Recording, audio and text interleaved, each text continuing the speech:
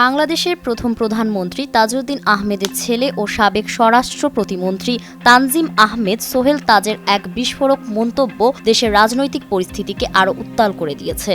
নিজের পদত্যাগের জন্য এইবার সরাসরি শেখ পরিবারকে দায়ী করলেন সোহেল তাজ। সময়টা ২০০৯ সালের ৩১শে মে। সে সময় স্বরাষ্ট্র প্রতিমন্ত্রীর দায়িত্ব নেওয়ার মাত্র ৫ মাসের মাথায় পদত্যাগ করেন সোহেল তাজ। মূলত পিলখানা হত্যাকাণ্ডের পরপরই পদত্যাগ করেন তিনি। সে সময় স্বরাষ্ট্র মন্ত্রণালয়ের মতো এত প্রভাবশালী মন্ত্রণালয় থেকে তার পদত্যাগ করা ছিল এক চাঞ্চল্যকর ঘটনা। কারণ সে সময় স্বরাষ্ট্র মন্ত্রণালয় নয়, বরং রাজনীতি থেকেই সরে যান এই নেতা। তার পদত্যাগ নিয়ে সে সময় জনমনে অনেক প্রশ্ন উঠেছিল।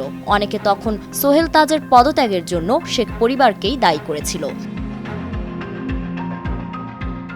এরপর পদত্যাগের প্রসঙ্গে সোহেল তাজ একাধিকবার মুখ খুললেও ঘোলাসা থেকেই গিয়েছিল। তবে এইবার সরাসরি হাসিনাকে ইঙ্গিত করে বিস্ফোরক মন্তব্য করলেন সোহেল তাজ।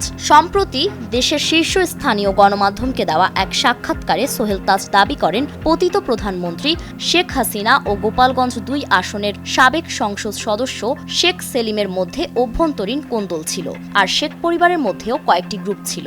সে সময় হাসিনা ও শেখ সেলিমের বিরোধের বিষয়টি যাতে প্রকাশ্যে না আসে, সেজন্যই মূলত শেখ সেলিমের সঙ্গে তার দ্বন্দ্বের বিষয়টি আলোচনার শীর্ষে নিয়ে আসা হয়।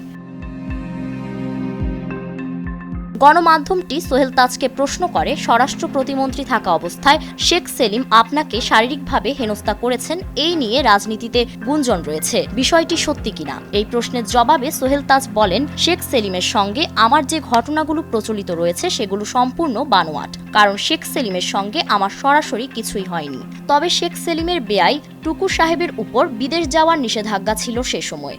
আমাকে ইমিগ্রেশন থেকে ফোন করা হয়েছিল, কিন্তু প্রধানমন্ত্রীর বারণ থাকায় আমি সাহায্য করতে পারিনি।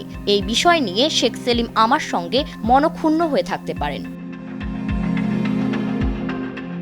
সোহেল তাজ আরও বলেন, সে সময় আমার মন্ত্রণালয় অনেক হাই বাজেটের মন্ত্রণালয় ছিল। কারণ স্বরাষ্ট্র মন্ত্রণালয়ের অধীনে তখন আনসার ছিল, বিডিআর ছিল, পুলিশ ছিল, কারা ব্যবস্থা ছিল, কোস্ট গার্ডও ছিল। তাই সে সময় এই মন্ত্রণালয়ের কন্ট্রাক্ট পাওয়ার জন্য অনেক মানুষ ওত পেতেছিল। তাই আমি তখন চেয়েছিলাম সবকিছু যাতে সঠিকভাবে নিয়ম মেনে হয়। কিন্তু তখন আমি নোটিস করি যে একটি প্রভাবশালী মহল, বিশেষ করে একটি পরিবারের সদস্যরা আমার কাজে প্রভাব খাটানোর চেষ্টা করছে। সে সময় কিছু বাণিজ্য চলত, এর মধ্যে একটি ছিল পুলিশের বদলি বাণিজ্য, আর এই বাণিজ্য আমি তখন থামিয়ে দিয়েছিলাম। আর সে সময় আমি আমার অধীনস্থ সব প্রধানদের ডেকে স্পষ্টভাবে বলে দিয়েছিলাম, আজকে থেকে সব বাণিজ্য বন্ধ, টাকার বিনিময়ে আর কোনো বদলি নয়। আমার এই কথা একটি পরিবারের স্বার্থে আঘাত হানে, কারণ এসব দুর্নীতির সাথে ওই পরিবারের অনেক সদস্য জড়িত ছিল। ফারিন রহমান প্রীতি, নয়া দিগন্ত।